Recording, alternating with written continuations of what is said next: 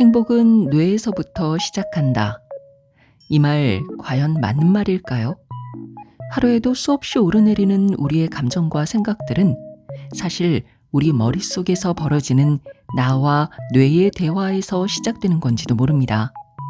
지금부터 우리가 아주 자주 겪는 일상의 순간을 조금 각색해서 들려드릴게요. 여러분의 머릿속과 얼마나 닮아 있는지 가만히 들어보세요.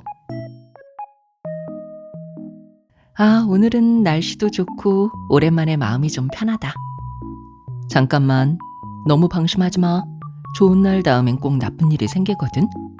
그래도 걱정 마. 내가 계속 지켜보고 있을게. 아니, 그냥 잠깐 쉬고 싶을 뿐이야. 이 쿠키 하나 먹으면서. 그래, 쉬는 건 좋은데 혹시 모르잖아. 쿠키 먹다 체할 수도 있고 이 평화가 오래 갈 리도 없고. 오늘 친구들이랑 정말 즐거웠어. 오랜만에 많이 웃었네. 그런데 말이야, 아까 네가 했던 그 말 기억나? 다들 웃긴 했지만 혹시 누군가는 기분 나쁘지 않았을까? 아니, 그냥 농담이었잖아. 다들 분위기 좋았다고. 제발 잠 좀 자자, 응? 안 돼. 평판이 나빠지는 건 생존에 아주 큰 위협이야. 네가 뭘 잘못했는지 찾아내야 다음에 무리해서 쫓겨나지 않는다고. 자, 오늘 대화 처음부터 다시 생각해보자. 하나라도 놓치면 큰일이니까. 오늘 할 일은 다 했으니까 이제 좀 쉴 거야. 지금 이럴 때가 아니야. 남들은 지금 이 시간에도 자기 개발하면서 앞서가고 있다고. 이러다 너만 뒤처지면 어떡해. 당장 뭐라도 생산적인 일을 찾아봐. 불안하지? 그게 다 너 잘 되라고 내가 보내는 신호다.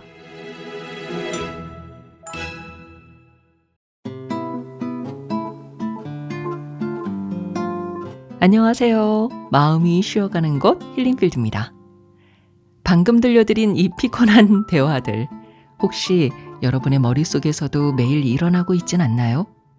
우리 뇌는 우리가 행복해지길 바라는 게 아니라 오직 생존하는 데만 관심이 있습니다. 그래서 아주 작은 위험 요소에도 예민하게 반응하고 우리를 끊임없이 불안과 걱정 속으로 몰아넣곤 하죠. 하지만 이 원리만 제대로 이해해도 우리는 머릿속의 시끄러운 잔소리로부터 조금 더 자유로워질 수 있습니다. 오늘 소개해드릴 책이 바로 그 구체적인 지도를 보여드릴 겁니다. 인하우스 북스에서 펴낸 엠마 헵번의 행복의 뇌과학, 부제는 오늘부터 행복해지는 작은 연습 쉬운 3가지입니다. 저자 엠마 헵번은 영국의 임상 심리학자로 인스타그램에서 더 사이콜로지 맘이라는 이름으로 활동하면서 큰 인기를 얻었습니다. 복잡한 정신건강 개념을 귀여운 일러스트와 함께 설명하는 것으로 유명한데요. 이 책 역시 그 연장선에 있습니다. 많은 심리서가 긍정적으로 생각하라는 식의 조언을 건네는 반면 이 책은 우리 뇌가 왜 이렇게 설계되었는지를 먼저 이해하게 해줍니다. 거기에 저자가 직접 그린 일러스트와 도표가 있어서 추상적인 감정을 시각적으로 보니까 재밌기도 하고 더 이해하기가 쉽더라고요. 책의 부제가 오늘부터 행복해지는 작은 연습 쉬운 3가지잖아요. 이 제목만 보더라도 이 책이 단순한 이론서가 아니라는 것을 알 수 있죠. 실생활에서 바로 적용할 수 있는 마음 관리 도구들을 제안하고 있는데요. 먼저 스트레스, 불안, 우울감을 느낄 때 뇌에서 어떤 화학 반응이 일어나는지, 또 그것들을 어떻게 조절해야 하는지에 대해 알려줍니다. 그리고 제가 특히 관심 있게 읽었던 건강한 심리적 습관을 기르는 방법에 대한 내용은 한마디로 뇌 가소성이라는 원리를 활용하는 건데요. 쉽게 말해서 우리 뇌는 딱딱하게 굳은 돌이 아니라 평생에 걸쳐 모양이 바뀌는 말랑말랑한 찰흙과 같다는 겁니다. 우리가 어떤 생각을 자주 하고 어떤 행동을 반복하느냐에 따라 뇌 속의 지도는 끊임없이 새로 그려지는 거죠. 그동안 내가 해왔던 잘못된 또는 고치고 싶었던 습관들을 새로운 시각으로 연습하고 반복한다면 우리 뇌는 그에 맞춰 다시 형태를 빚어내며 결국 행복으로 가는 새로운 길을 만들어낼 수 있다는 겁니다. 네, 그렇다면 뇌를 행복하게 만드는 가장 효율적인 방법은 뭘까요? 저자는 우리 삶을 그대로 투영할 수 있는 모델로 행복 샌드위치를 제안합니다. 우리는 흔히 행복이라고 하면 집에 비유하기도 하잖아요. 하지만 저자는 한 번 지으면 고치기 힘든 집보다는 매일 상황에 따라 재료를 달리하며 새롭게 만들 수 있는 유연한 모델로 샌드위치를 생각한 겁니다. 이 샌드위치 모델을 이해하면 우리는 매일 아침 우리 뇌에 어떤 에너지를 채워줄지 스스로 결정할 수 있게 됩니다. 네, 그럼 이제 우리 뇌 속에 행복이라는 맛있는 길을 내어줄 이 특별한 샌드위치 이야기를 시작해 보겠습니다.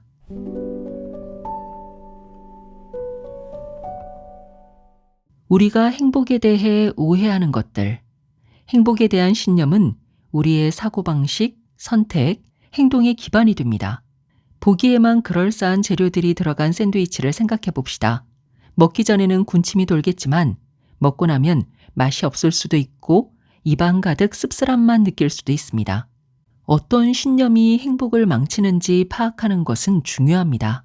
어떤 재료를 넣고 빼야 하는지, 언제 잘못된 재료를 넣은 건지, 왜 맛있을 거라고 기대하는지 등에 대한 올바른 판단을 해야 하기 때문이죠.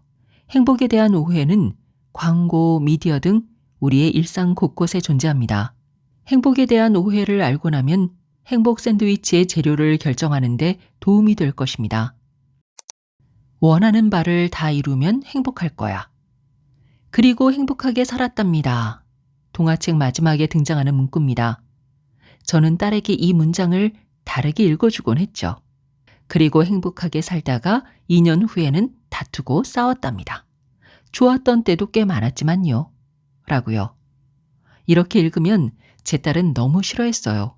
그렇지만 적어도 결혼, 직장, 배우자, 자녀 등 원하는 것을 다 얻어도 그 행복이 영원할 수는 없다는 진실을 알려주고 싶었습니다. 도착 오류라는 욕구는 이렇게 시작됩니다. 결혼하면, 원하는 직장을 얻으면, 멋진 외모를 가지게 되면 나는 행복할 거야. 이런 기대를 하면 행복할 수 없다는 것이 아니라 원하는 곳에 도착해도 우리가 바라는 만큼 행복해지지는 않는다는 것입니다. 이런 식의 마음가짐은 미래의 행복만 강조하다 오히려 지금 이 순간의 행복을 포기하는 상황을 만들 수 있습니다. 오로지 미래만을 위해 오늘을 다 바치다가 정작 그 꿈이 이루어졌을 때 행복을 못 느낄 수도 있죠. 알지도 못할 뿐더러 가본 적도 없는 미래를 위해 오늘의 시간과 에너지를 전부 쏟아붓는다면 후회할 가능성이 아주 큽니다. 영원히 행복할 수 있을 거야. 해피랜드, 모든 꿈이 실현되는 마법 같은 곳. 인간의 존재 목적이 인생의 고난과 스트레스로부터 자유로운 장소를 찾는 것이고 그곳이 해피랜드라면 맞습니다. 우리는 그곳을 찾아가기만 하면 됩니다. 저도 그 해피랜드행 티켓을 팔고 싶네요. 하지만 그럴 수가 없습니다. 감당하기 어려운 스트레스와 부담, 인정하고 싶지 않은 슬픔, 행복은 순간이라는 진리의 깨달음에서 오는 좌절감 등 그곳에 간 사람들로부터 셀 수 없이 많은 불만이 쏟아질 테니까요. 안타깝지만 그곳은 문을 닫을 수밖에 없을 겁니다. 해피랜드는 존재할 수 없습니다. 하버드 대학교 심리과 교수인 데니얼 길버트는 행복은 목적지가 아니라 삶의 여정에서 그저 잠시 방문하는 곳이라고 했습니다. 행복이 영원하지 않음을 깨달을 때 우리는 지금이 얼마나 값진지 알게 될 것입니다. 행복이 더 빛나 보이는 것은 행복하다는 감정 자체가 일시적이고 그 순간의 감정이 다른 감정과 대비되어 반짝이기 때문입니다. 누구나 회피하고 싶은 나쁜 감정도 삶의 자연스러운 일부분입니다. 그러니 좌절할 필요는 없습니다. 행복해질 수 있는 사람은 정해져 있어. 어떤 상황에서건 행복을 찾아내는 사람들이 있습니다. 그러면 행복을 못 찾는 사람은 어떻게 해야 할까요? 만일 타고난 기질이 있어야 행복을 찾아낼 수 있는 거라면 그렇지 못한 누군가는 그럼 난 안 해 라며 아예 시도조차 않고 처음부터 포기할지도 모릅니다. 그러나 세상을 바라보는 시각이 경험 및 소통 방식과 맞물려서 변화하듯 우리의 성격도 시간과 환경에 따라 바뀝니다. 아리스토텔레스는 행복은 기질이 아니라 기술이라고 했습니다. 이미 많은 연구는 이를 뒷받침하는 과학적 근거들을 제시하고 있고요. 인간은 유년 시절부터 미래의 가치관을 형성하고 세상과 소통 방법을 배우며 성장합니다. 우리 뇌는 처음부터 이미 학습에 최적화되어 있습니다. 우리는 사고와 행동 패턴을 학습해 한 번도 해본 적이 없는 새로운 행동이나 생각을 할 수 있습니다. 성인이 된 이후에도요. 이는 모든 심리치료의 전제이기도 합니다. 심리치료가 가능한 것은 우리의 뇌가 학습을 하기 때문입니다. 실제로 심리치료로 나빴던 기분을 개선한 사례나 삶의 만족도가 높아진 사례는 수도 없이 많습니다. 우리는 행복해지는 기술을 익힐 수 있습니다. 행복은 부정적인 감정과는 거리가 먼 거야. 감정을 단순히 좋고 나쁨으로만 구분하는 것은 바람직하지 않습니다. 좋은 감정만 필요하다는 오해를 낳을 수 있기 때문이죠. 기분이 좋을 때 행복을 경험하는 것은 맞지만 이는 근시안적 사고입니다. 나쁜 감정과 좋은 감정은 공존하기 때문입니다. 생각해 봅시다. 분노나 슬픔은 나쁜 감정일까요? 억울하고 황당한 일을 겪을 때 분노는 문제를 직시하고 해결할 수 있도록 도와주는 든든한 동반자입니다. 슬픔도 마찬가지입니다. 누구나 슬픔을 경험합니다. 이럴 때 이 감정을 부정하기보다는 오히려 인정하고 받아들이는 것이 현명한 행동 아닐까요? 다른 예를 들어볼까요? 행복해지기 위해서는 좋은 기분만 필요할까요? 저는 쇼핑을 할 때는 신이 나지만 신용카드 명세서를 볼 때는 우울해집니다. 반대로 마지못해 떨떠름하게 시작했지만 시간이 지나고 나니 잘했다 싶은 일들도 있습니다. 저에게는 운동이 그렇습니다. 나쁜 감정이든 좋은 감정이든 영원한 것은 없습니다. 오히려 나쁜 감정을 억제하기만 하면 그런 감정이 생길 때 죄의식이나 죄책감으로 괴로울 수 있습니다. 불쾌감도 2배로 늘어나고요. 부정적인 마음을 억누르면 뇌와 신체가 부담을 느끼고 그로 인한 스트레스로 행복이 조금씩 줄어들게 됩니다. 좋은 감정을 유지하자는 것은 감정을 이해하며 지혜롭게 대응하자는 것이지 나쁜 감정을 없애자는 것이 아닙니다. 행복하지 못한 책임은 개인에게 있어. 매일 아침 행복하자라고 결심하면 온종일 구름 위를 둥둥 떠다니며 걱정 없이 하루를 보낼 수 있다고 생각해 보세요. 그럼 얼마나 좋을까요? 그러나 이는 어디까지나 꿈입니다. 꿈속에서는 하늘 위의 구름에서 떠다닐 수 있지만 현실 속에 우리는 진흙웅덩이 속에서 허우적거리며 지친 마음을 달래죠. 행복해지기는 쉽지 않습니다. 결심이나 선택만으로 행복해질 수 있다면 저 같은 심리학자가 필요할 리 없죠. 행복은 선택할 수 있는 것일까요? 행복이 그런 거라면 불행한 사람은 여태까지 불행을 선택한 걸까요? 이는 개인의 삶의 발자취, 문화적, 환경적, 제도적 요인, 신념 체계, 뇌의 메커니즘, 행동 패턴 등 복잡한 모든 요소를 완전히 배제하고 모든 책임을 개인에게 돌리는 말입니다. 우울증 환자들에게는 정말 위험한 접근이죠. 저는 심리학자로 일하며 많은 사람들을 상담했습니다. 그들은 나쁜 감정을 일으키는 요인들에 어떻게 대처할지 몰라 큰 슬픔이나 고통을 겪고는 합니다. 그들이 그런 상황을 자발적으로 선택했을까요? 절대 아닙니다. 행복 전문가인 심리학자들은 뇌는 보편적 편견과 신념 체계에 쉽게 흔들리고 감성 형성도 그 영향을 받는다고 말합니다. 다행히 우리는 뇌의 생각, 행동이 어떻게 행복을 방해하는지를 인지하고 이를 관리하고 대응하여 삶의 질을 향상하는 법을 배울 수 있습니다. 행복 그 자체를 선택할 수는 없지만 행복으로 이끄는 요소들을 이해하여 일상을 즐겁게 보내는 방법은 찾을 수 있습니다. 행복은 이기적인 거야. 행복의 기준은 자기만족에 있다며 아예 관련된 생각을 없애버리는 사람들도 있습니다. 이들은 행복을 유발하는 요인들이 모두 이기적인 감정이라고 판단합니다. 하지만 행복한 마음은 가까운 지인들, 넓게는 사회관계에도 좋은 영향을 미칩니다. 연구에 따르면 안정감이 높아지면 타인을 배려할 여력과 인내심이 커지고 이해심도 더욱 깊어집니다. 행복과 배려, 이 둘은 본질적으로 서로 긴밀하게 연결되어 있습니다. 그러므로 행복은 결코 이기적인 감정이 아닙니다. 오히려 개인의 삶뿐만 아니라 주변 사람들에게도 선함을 일깨워주는 소중한 가치를 지닌 감정입니다. 뇌는 우리의 행복을 방해한다.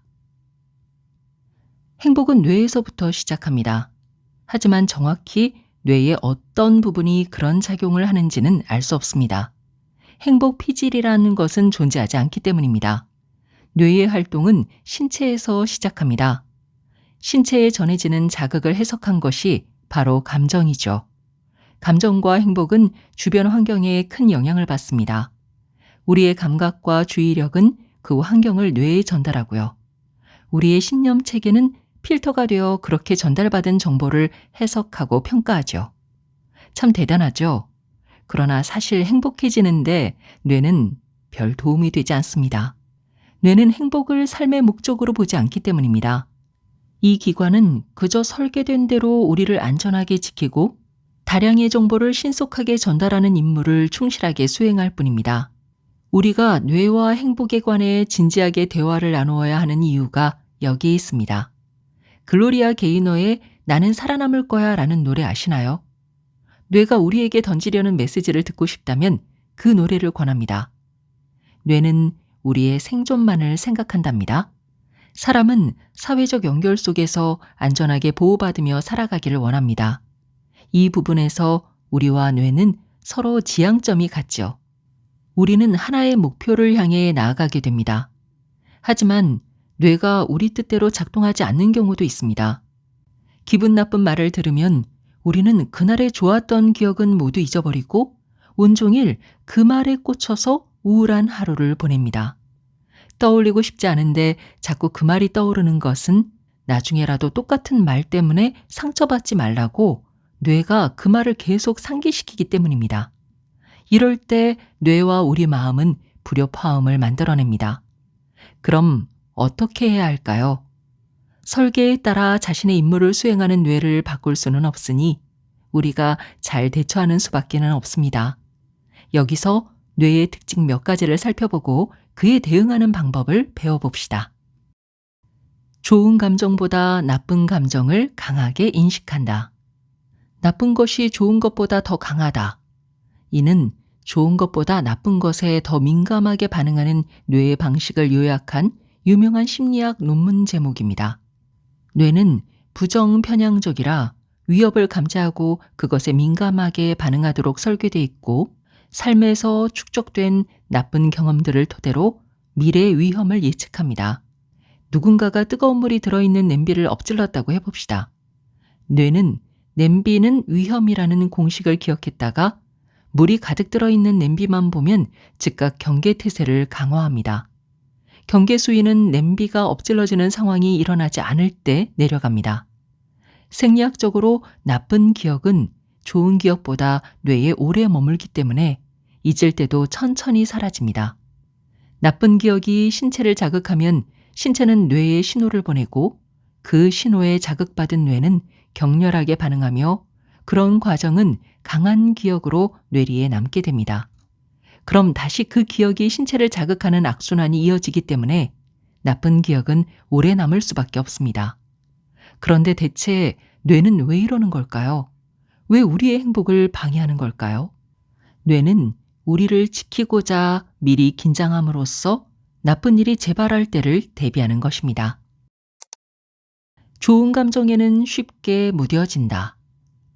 뇌는 좋은 감정을 처음 느꼈을 때의 그 짜릿한 기쁨을 오래 기억하지 않습니다.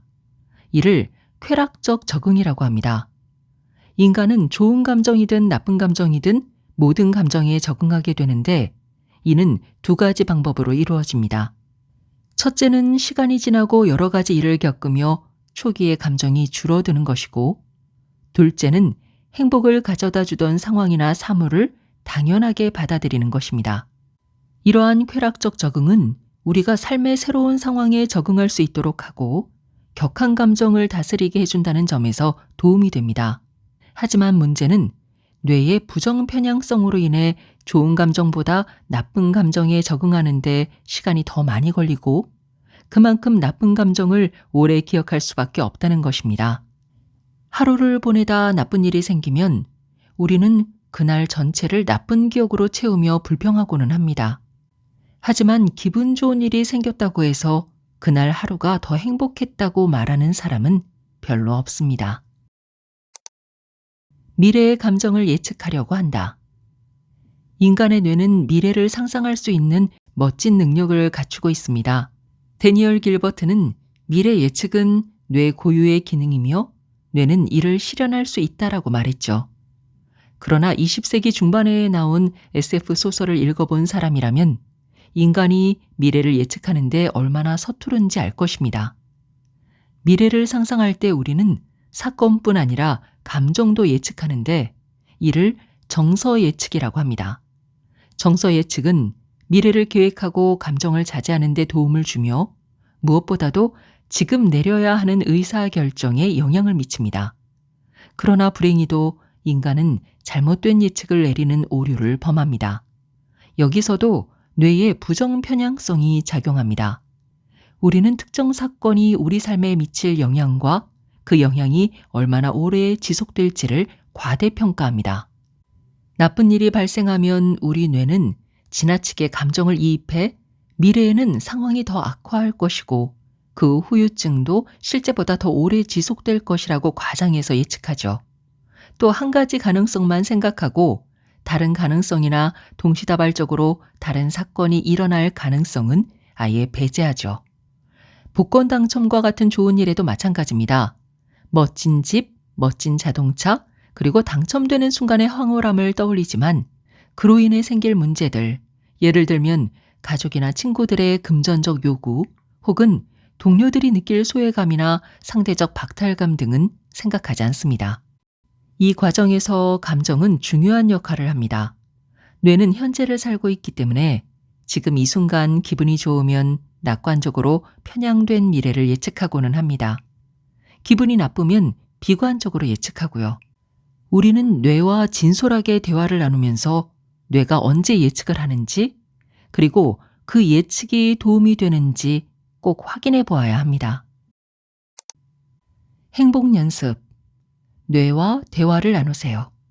뇌의 작동 방식을 바꿀 수는 없지만 그것에 대처할 수는 있습니다. 뇌가 우리의 행복을 방해하는 때와 방법을 파악하여 대응해 봅시다. 이 책에서 소개하는 여러 방법을 알게 되면 뇌의 부정 편향성을 극복하는 데 도움이 될 것입니다. 뇌가 부정적으로 굴 때. 긍정적인 댓글도 많지만 부정적인 댓글도 하나 있어. 너무 상처받았어. 좋은 것만 생각해. 뇌가 긍정적인 댓글만 기억하도록 도와줄 거야. 하루를 되돌아보면 힘들었거나 부정적인 기억만 떠올라. 생각의 시야를 좀 넓혀. 긍정적인 면도 살펴보려고 노력해봐. 부정적인 댓글이 하나 있으면 긍정적인 댓글이 몇 개 있었는지 세어보면서 균형을 잡아봐. 긍정적인 부분에 집중하면 뇌의 부정 편향성을 극복할 수 있어. 긍정적인 일들은 거의 기억이 안 나. 삶에 별 영향을 주지도 않는 것 같으니까 그냥 다음 일로 넘어가게 돼. 좋은 일들을 떠올려봐. 오늘 잘한 일들, 기쁘거나 자랑스러웠던 순간을 돌아봐. 좋은 일들을 더 많이 생각할수록 기억에도 오래 남고 그 효과가 감정과 뇌에 오래 지속될 거야. 기분이 우울해서 행사에 안 가기로 했어. 가도 우울할 것 같아서. 한번 실험해보는 건 어때? 1에서 10 중에서 행사에 가면 재미있을 가능성은 몇이야? 그리고 가서 직접 확인해봐. 얼마나 재밌는지 보라고. 예상 점수가 얼마나 정확한지 알게 될 거야. 그리고 이 비교치를 기록하고 나중에 참고해. 그럼 너의 감정을 객관적으로 평가하게 될 거야.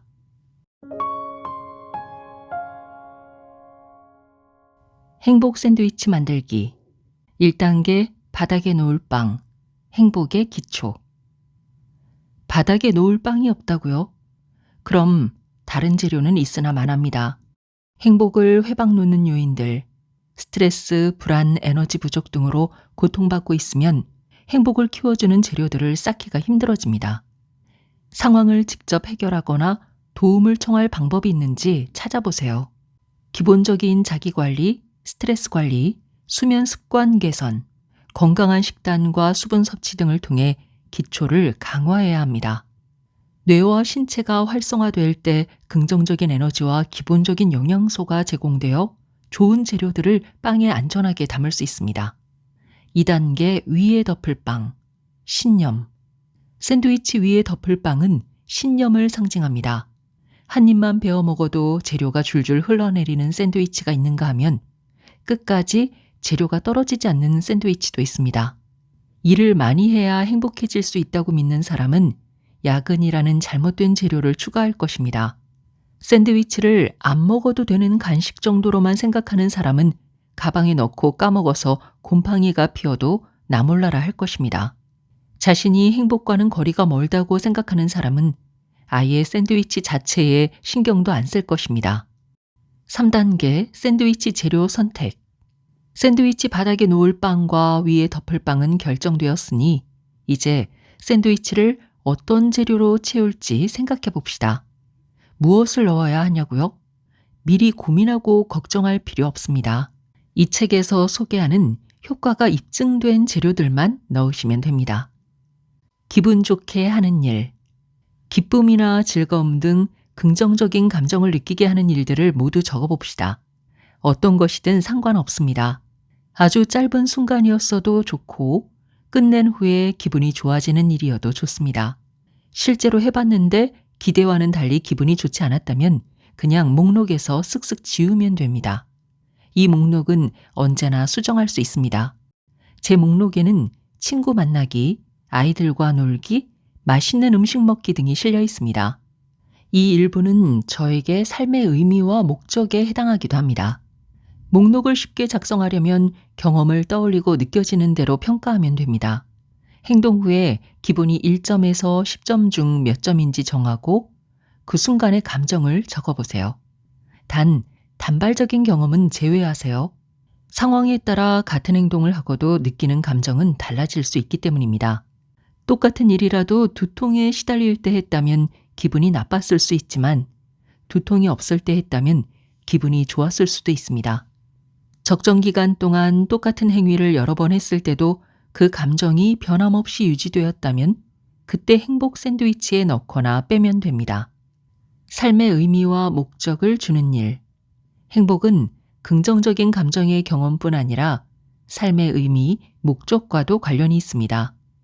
샌드위치의 맛을 제대로 내려면 이 재료들 간의 균형이 필요합니다. 여러분의 삶의 의미는 무엇인가요? 자신의 가치관과 스스로에게 중요한 것에 부합하는 삶을 살면 안정감이 높아집니다. 삶의 의미와 목적이 되는 일이 무엇인지 생각해 보세요. 즐거운 일이 곧 삶의 의미와 목적일 수도 있고 그 반대일 수도 있습니다. 제 삶의 의미와 목적 중 하나는 직장에서 사람들을 돕는 것이랍니다. 힘들기도 하지만 아주 즐거운 일입니다.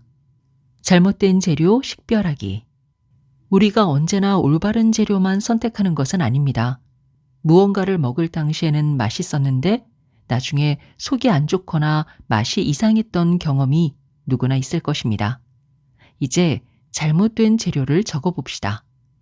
지속적이고 안정적인 행복을 보장하지 못하는 일. 첫 맛과는 달리 개운하지 않은 뒷맛에 무언가를 먹은 것을 후회한 적이 있지 않나요? 이는 단기적 보상을 좇는 뇌의 속성 때문입니다. 우리 뇌는 빨리, 짧게, 강하게 보상을 받는 데만 주의를 기울이고 지속적이고 안정적인 행복에는 관심이 없습니다.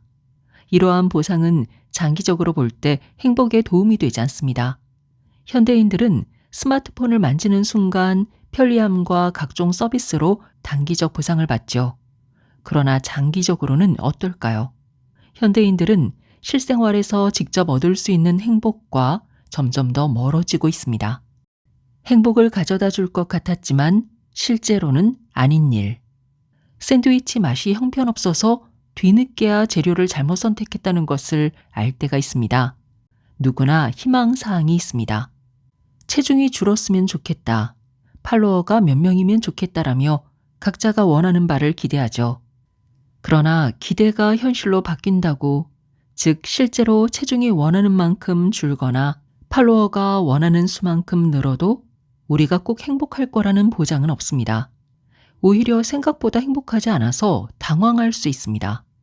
샌드위치에 영향을 미치는 다른 요인들. 샌드위치 재료와 맛에 영향을 미치는 다른 요인들을 알아봅시다. 환경, 맥락. 행복 샌드위치에 영향을 미치는 맥락은 결코 간과되어서는 안 됩니다. 환경은 우리의 신념 체계를 형성하고 유지함으로써 단순히 샌드위치의 재료에만 영향을 미치는 것이 아니라 기초까지도 흔들 수 있습니다. 예를 들어 주변에 온통 자신을 깎아내리는 사람만 있다면 엄청난 스트레스를 받게 되며 신념 체계도 흔들릴 수 있습니다. 지속적인 관심. 맛있었던 재료는 기억해 두었다가 나중에 또 넣어야겠죠. 괜찮은 레시피는 계속해서 활용하고요. 샌드위치를 만드는 기술이 나아졌나요? 네 라고 외친다면 완벽합니다. 주의력. 주의력은 신념 체계, 즉 내면의 세계와 생각과 긴밀하게 상호작용하여 샌드위치에 넣을 재료를 결정하는데 도움을 줍니다. 또 주관적 안정감과 재료가 유익한지를 판단하는 데도 영향을 미치고요. 샌드위치를 먹을 때 무엇을 넣었길래 이렇게 맛있지 하면서 맛을 음미하나요? 아니면 스마트폰을 보는 데만 정신을 빼앗겨 있나요? 우리 뇌는 행복을 위협하는 요인들은 재빨리 본능적으로 알아차리지만 반대로 행복을 가져다주는 요인들을 파악하는 데는 둔합니다. 주의가 산만하면 행복해질 수 있는 기회를 그냥 지나칠 수 있습니다. 좋은 일들을 더 많이 음미하라. 주의력은 행복 샌드위치를 만드는 데 중요한 자원이지만 처리할 수 있는 정보량이 제한적이라는 단점이 있습니다. 주의력은 스포트라이트와 같습니다. 스포트라이트가 닿지 않는 부분의 정보는 주의를 끌지 못하지만 다음 부분에서 포착된 정보는 머릿속에 저장될 가능성이 아주 높습니다. 주의력은 현명하게 배분해야 합니다. 무한정 유입되는 자극에 소진되지 않도록 아껴야 하는 거죠. 뇌는 부정 편향성 때문에 좋지 않은 정보에 더 민감합니다. 이미 알고 있는 정보보다는 새로운 정보에 더 많이 주의를 기울이며 그 정보를 가지고 무엇을 할지, 어떻게 안전하게 변화에 적응할지 결정하죠. 이때 뇌는 기존 신념 체계에 부합하는 정보에 더 많이 주의를 기울이고 그렇지 않은 정보는 배제합니다. 예를 들어 임신을 계획하는 사람의 눈에는 임산부만 보이게 됩니다. 뇌가 주의를 기울이고 있기 때문입니다. 행복 샌드위치를 만들 때도 마찬가지입니다. 어디에 어떻게 주의력을 배분하는가는 중요합니다. 신념은 일상에서 우리가 받아들이는 것뿐만 아니라 샌드위치 자체에 얼마나 주의를 기울이는가 또한 결정합니다. 그 신념을 바탕으로 어떻게 주의력을 배분하느냐에 따라 샌드위치는 계속 커질 수도 있고 삶의 무게에 밀려 냉장고 한쪽 구석에서 방치되어 결국 아무런 쓸모가 없어질 수도 있습니다. 주의력은 관리할 수 있습니다. 다음 행복 연습을 통해 주의력을 사용하여 안정감을 극대화하고 행복 샌드위치에 효과적으로 기여하는 방법을 알아봅시다. 행복 연습 1. 부정 편향성 극복하기. 우리의 주의력은 위협과 부정적인 정보에 이끌립니다. 심리학자이기도 한 어떤 작가가 독자로부터 평가를 받았다고 가정해 봅시다. 아마 그는 수백 개의 별 5개보다는 얼마 안 되는 별 1개에 눈길이 갈 것입니다. 부정적인 피드백에 주의를 낭비하는 것입니다. 일상생활에서도 유사합니다. 업무 성과에 대한 긍정적 평가가 20개나 되더라도 단 1개의 부정적 평가가 나오면 우리는 그 평가를 계속 마음속으로 곱씹고는 하죠. 이는 자연스러운 현상이니 자신을 자책하지는 마세요. 심지어 연구에 따르면 사람들은 긍정과 부정의 비율이 5대 1은 돼야 등가가 성립된다고 생각한다고 합니다. 안 좋은 일이 한 개 생겼을 때 기분 좋은 일이 5개는 생겨야 상쇄된다는 것이니 안 좋은 일에 계속 마음이 쓰이는 건 당연하죠. 하지만 시야를 넓혀보세요. 무엇이 당신의 주의력을 요구하나요? 주의력을 공정하게 배분하여 훨씬 더 행복해질 방법은 무엇일까요? 이를 위해서는 뇌가 긍정적인 요소들을 더 잘 파악해야 합니다. 다음은 그에 도움이 되는 방법들입니다. 사람마다 다르니 자신에게 맞는 방법을 찾아 행복 샌드위치에 넣으시기 바랍니다. 성취한 일들 되돌아보기.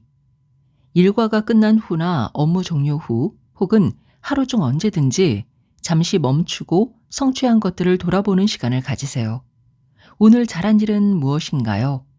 어려웠어도 잘 마무리 지은 일은 무엇인가요? 자신이 자랑스럽다고 느낄 만한 일이 있다면 무엇인가요? 해야 할 일을 기록하는 투두 리스트와 성취한 일을 기록하는 타다 리스트를 활용해 해낸 일들을 적어보세요. 긍정적인 기억 떠올려 보기. 부정적인 생각이 떠오를 때면 무조건 멈춘 뒤 뇌가 간과하고 있는 긍정적인 기억을 떠올려 보세요.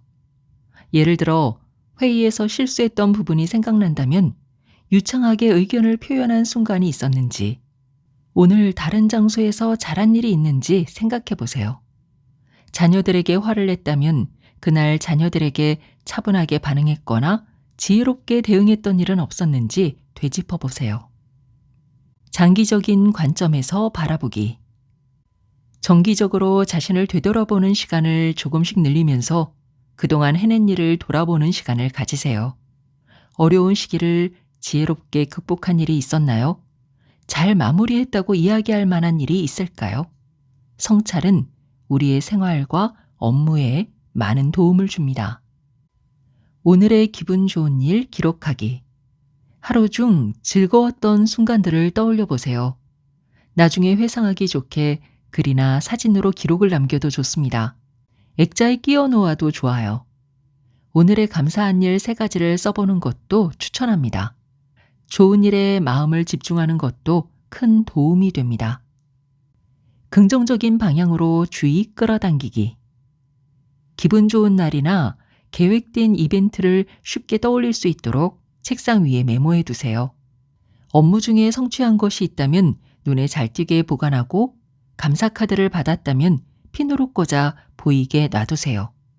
신선함이 사라지면 눈길이 가지 않으니 주기적으로 위치를 옮기거나 새로운 항목을 추가하여 변화를 줘봅시다. 소셜미디어나 인터넷을 할 때 긍정적인 이야기를 들려주는 곳을 방문하는 것도 좋습니다. 행복 연습 2. 몰입하기. 시간의 흐름은 주관적입니다. 우리가 어떤 일에 얼마나 집중하느냐에 따라 달라지죠. 작업에 몰두하다 보면 시간뿐만 아니라 나 자신과 주변의 모든 것을 잊어버릴 때가 있습니다. 일에 완전히 빠져드는 상태인 몰입은 우리에게 기분 좋은 감정과 만족감이라는 선물을 줍니다. 코로나19로 인한 팬데믹이 최고조에 달했던 시절, 저는 사람들과의 이야기를 회상하며 그림을 그리기 시작했습니다. 그때 몰입이 얼마나 좋은지 깨달았습니다. 업무로 인한 스트레스에서 해방될 기회를 얻은 것 같았죠. 좀 이상하게 들릴 수도 있겠지만 다른 사람의 걱정거리를 표현하는 그림 그리기가 저에게는 주요한 핵심 대응 전략이었던 것입니다. 아이들이 간식을 달라고 할 때마다 방해를 받는다고 여겼을 정도로 저는 몰입했고 그 중요성을 깨달을 수 있었습니다. 몰입의 장점은 많습니다. 돌고 도는 세상사에서 벗어나 뇌에게 휴식 시간을 줄 수 있고 뭔가에 참여했다는 사실에 뿌듯함을 느끼고 의미를 되새길 수도 있습니다. 몰입하기에 가장 좋은 활동은 창작, 자연 속에 있기, 스포츠 또는 음악 활동 등이 있습니다. 잡념을 없애고 어떤 활동이든 집중하면 됩니다. 단, 흥미를 유지하되 좌절하지 않을 정도의 난이도여야 합니다. 너무 쉬우면 흥미를 잃고 너무 힘들면 포기하게 되니 균형감을 갖춘 활동이 좋습니다. 몰입할 수 있는 활동 목록을 적고 자주 실행했는지 기록해 보세요. 행복이 쌓여가는 것을 느낄 수 있을 것입니다. 행복 연습 3. 행복 음미하기. 부정 편향된 뇌는 긍정적 감정에는 신속하게 적응하고 적응 뒤에는 관심을 두지 않는 경향이 있습니다. 이러한 쾌락적 적응의 가장 좋은 방법은 음미입니다. 곱씹어서 생각한다고나 할까요? 좋은 것을 음미하며 쾌락적 적응을 지연시키면 행복도 커집니다.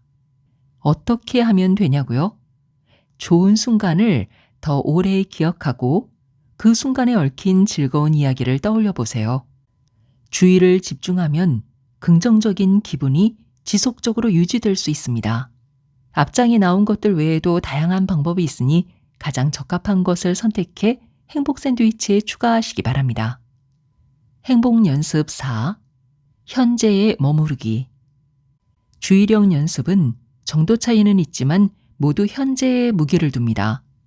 현재의 긍정적인 기분은 과거와 미래를 연결하는 오작교와 같습니다.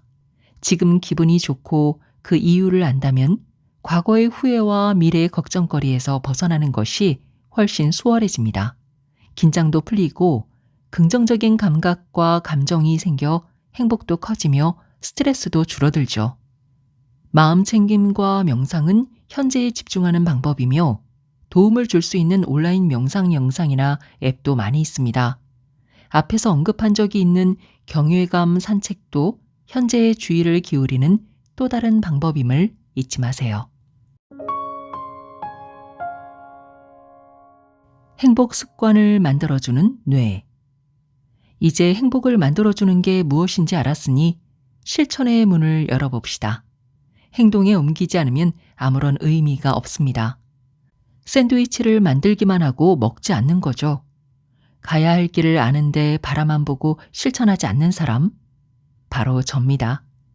휴식을 취하면서 스트레스를 줄이고 효율성을 높여야 한다고 수도 없이 말했던 저는 사실 쉬지 않고 일하는 사람입니다.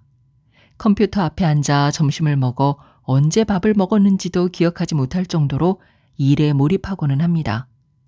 도움이 되지 않는다는 것을 알면서도 대체 왜 그럴까요? 어쩔 수 없이 다시 우리의 친구이자 적인 뇌를 불러와야 할 것 같네요. 그건 바로 습관 때문입니다. 과거 임상 실험으로 큰 압박을 받았을 때 시간이 없어서 책상에서 점심을 때우기 시작했는데 그때부터 뇌가 이를 규칙적으로 받아들여 점심시간에 일하는 습관이 든 것입니다. 지금도 점심시간에 사무실에서 주변 사람들이 일어나 움직이는 소리가 들리기 시작하면 아마도 제 배에서 나는 소리가 신호인지도 모릅니다. 저는 무의식적으로 샌드위치를 집어먹으면서 일을 합니다. 습관은 새로운 학습을 요구하지 않습니다. 감각운동 시스템의 일련의 행동으로 저장되어 있고 뇌는 이를 하나의 루틴으로 만들어 특정 신호, 예를 들면 꼬르륵거리는 배가 감지되면 자동으로 예정된 순서를 작동시키죠. 이 과정은 보상, 예를 들어 점심을 제공하며 학습된 행동을 강화합니다. 특정 신호는 우리가 알아채기도 전에 이미 연쇄 반응 열차에 탑승하죠. 일단 열차가 움직이기 시작하면 뇌는 멈추지 않습니다. 아, 이런 또 그랬네. 나도 모르게. 라고 자책하는 경우가 생기는 건 바로 이 멈추지 않는 뇌 때문입니다. 뇌는 신호를 감지하면 행동 개시를 기본값으로 정해놓고 질주마처럼 달립니다. 영리한 뇌에 이보다 좋은 지름길은 없습니다. 최소한의 주의력만 있으면 되니까요. 이것이 습관입니다. 그러나 새로운 활동을 학습하려면 뇌도 바빠집니다. 계획을 수립하고 목표를 설정한 후 뇌의 관리자인 집행기능 영역을 동원해 행동 작동 명령을 내리며 단계별 진행 상황을 관찰합니다. 기존 학습 과정이 작동하지 못하도록 억제하고 새로운 문제 해결을 위한 계획을 세워서 진행해야 하죠. 정말 피곤하게 들리죠? 뇌가 기존 습관으로 되돌아가려는 경향을 보이는 것은 이 때문입니다. 생각해 보세요. 이미 습관이 되어 눈 감고도 갈 수 있는 길이 있는데 왜 그 쉬운 방법을 놔두고 멀리 돌아가고 싶겠어요? 그럼 우리는 어떻게 행복에 도움이 되는 습관을 정착시킬 수 있을까요? 다음은 습관을 형성하고 행복을 이론에서 행동으로 옮기는 데 도움을 주는 몇 가지 방법입니다. 행복 연습 1. 행복해지는 습관 들이기. 1단계. 무엇을 하고 싶은가요? 행복 샌드위치의 재료를 살펴보세요. 일상에 추가하고 싶은 습관을 결정하고 언제 어떻게 실행할지를 생각해 보세요. 행복을 방해하는 습관 중 이 기회에 고치고 싶은 것이 있나요?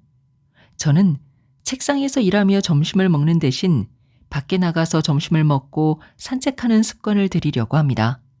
어떻게 하면 기존의 습관을 고칠 수 있을까요? 여러분은 어떤 습관을 버리고 싶으세요? 어떤 습관을 새로 만들고 싶은가요? 2단계. 왜를 명확히 하세요. 새로운 습관을 통해 얻고자 하는 것은 무엇인가요? 왜 이 습관이 당신에게 중요한가요? 왜라는 행성과 연결되는 위성 중 하나인지 생각해 보세요. 3단계. 구체적으로 계획하세요. 새로운 습관을 실천할 구체적인 시점과 행동을 결정하세요. 예를 들면 점심시간에 자연과 호흡하기 위해 산책하겠다 라고 구체적인 계획을 세우세요.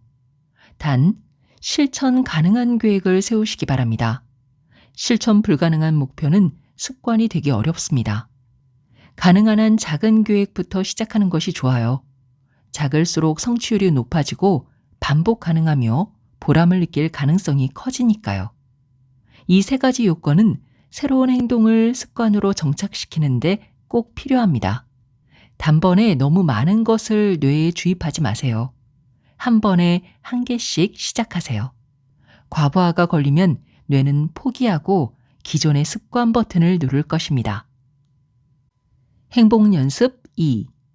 신호 재설정하기. 1단계. 신호를 만드세요. 저는 점심시간에 알람을 맞춰 놓고 이 알람을 새로운 신호로 만들려고 합니다. 점심시간이 되고 알람이 울리면 산책하러 나가는 것이죠. 새로운 신호가 새로운 습관을 만드는 시작이 됩니다. 2단계. 맥락을 고려하세요. 누군가를 만나면 하게 되거나 특정한 장소만 가면 하는 행동이 있지 않나요? 맞습니다. 습관은 맥락에 영향을 받습니다. 습관을 바꾸고 싶다고요? 그럼 맥락을 바꿀 수 있는지 생각해 보세요. 점심시간에도 컴퓨터를 켜놓고 일한다면 그 전에 컴퓨터를 사용하지 않는 업무를 하면 되지 않을까요? 기존 습관이 기지개를 켜지 못하도록 환경을 바꾸는 것도 방법입니다. 3단계. 반복하세요. 반복은 행동을 습관으로 전환시키는 주요 열쇠입니다. 행동을 지속적으로 반복해 뇌가 새로운 행동을 자연스러운 습관으로 받아들이도록 하세요. 행복 연습 3. 보상 활용하기. 새로운 행동은 뇌의 보상 시스템과 연결됩니다. 특정 맥락에서의 행동이 보상을 받으면 행동과 맥락은 하나가 되어 반복을 유도합니다. 보상을 통해 행동을 습관화하는 확률을 높이려면 어떻게 해야 할까요? 다행히 행동 자체가 보상이 되는 활동이 많습니다. 점심시간에 하는 산책이 즐겁다면 즐거움이라는 보너스를 보상으로 받습니다. 목표 달성 후 뒤따라오는 성취감도 보너스고, 산책 시간을 자율적으로 조절할 수 있다면 자율성도 덤으로 따라오는 보너스가 됩니다. 보너스를 더 얹어볼까요?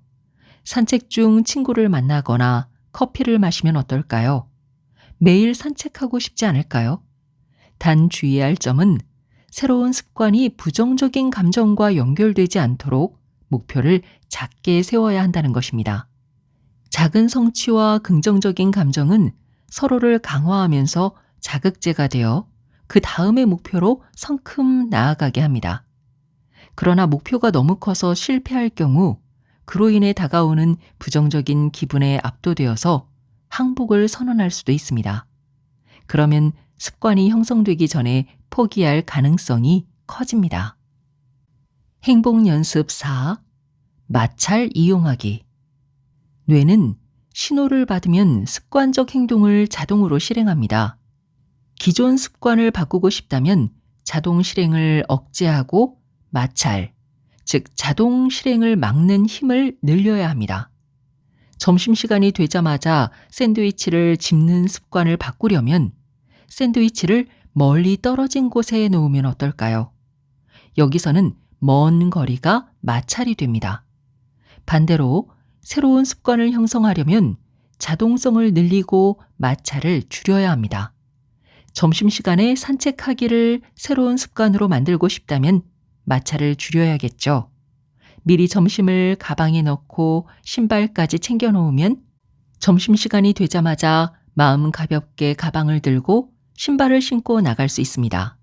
습관은 작은 변화에서 시작됩니다. 작은 성취를 통해 쉽고 보람찬 습관을 만들어 보세요. 네, 지금까지 엠마 헵번의 행복의 뇌과학이었습니다. 매주 영상을 편집하고 녹음하는 생활을 반복하다 보니까 어느 날 제게 목 디스크라는 불청객이 찾아왔습니다. 화면 앞에 오래 앉아 있는 것도 힘들었고 좋아하는 이 일을 계속할 수 있을까 하는 두려움도 생겼죠. 그때 재활을 위해서 처음 접하게 된 운동이 바로 플랭크였습니다. 아마 들어보신 분들도 계시겠지만 플랭크는 그 팔꿈치를 바닥에 대고 엎드린 채 몸을 일직선으로 유지하는 코어 운동입니다. 얼핏 보기에는 가만히 멈춰있는 단순한 동작 같지만 몸의 중심 근육을 단단하게 잡아주는 아주 정직한 운동이죠. 처음 이 운동을 시작할 때 제 상태는 아주 참담했습니다. 아니 1초도 제대로 버티지 못하겠는 거예요. 그 플랭크가 마치 도저히 넘을 수 없는 거대한 산처럼 느껴졌습니다.